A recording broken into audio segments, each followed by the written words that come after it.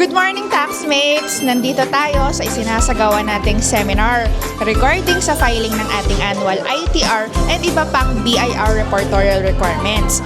So, alamin naman natin kung ano ang masasabi ng ating mga attendees dito sa ating ginawang event.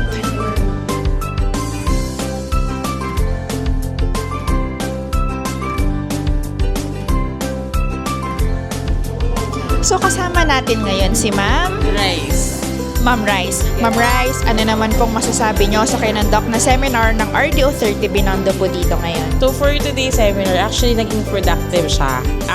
Lalo yung open forum kasi na-utilize yung oras, na-utilize yung actually yung head and all the participants na sagutin yung mga questions and inquiries ng mga taxpayers, accountants na nandito, and even the bookkeepers.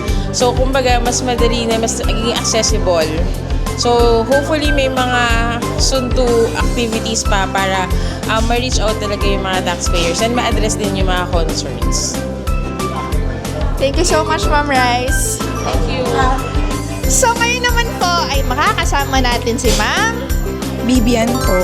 Ma'am Vivian, ano naman po ang experience dito sa kinandok naming seminar po sa inyo? Malaking tulong naman po kasi marami po kaming natutunan bilang taxpayer at saka dun sa mga ibang bookkeepers na deliberate nyo naman po ng maayos siya at saka kahit paano maraming bagay yung mga pagbabago na nakarating naman po sa bawat tao.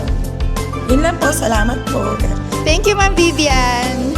So, ngayon naman, makakausap natin si Ma'am Nika. Ma'am Nika. So, Ma'am Nika, kamusta naman po yung experience ng BIR seminar po sa inyo this afternoon? Actually, okay siya. Maganda yung experience kasi marami kang natututunan at maraming bagong issuances na okay, yung pala yun. Tama, ganito pala dapat yun. So, Ma'am Nika, any message mo na lang po sa mga kapwa bookkeepers and accountants tuwing po merong mga seminars ang BIR? Ini-encourage ko na lahat ng bookkeepers and accountant na sumali sa ganitong pagkakataon na may seminars kasi magkakaroon tayo ng updated tayo lagi sa mga information na binababa ng BIR. So, mas okay yon. So, para mas nare-relay natin ng maayos sa mga kliyente natin. Ganon. So, mas okay siya.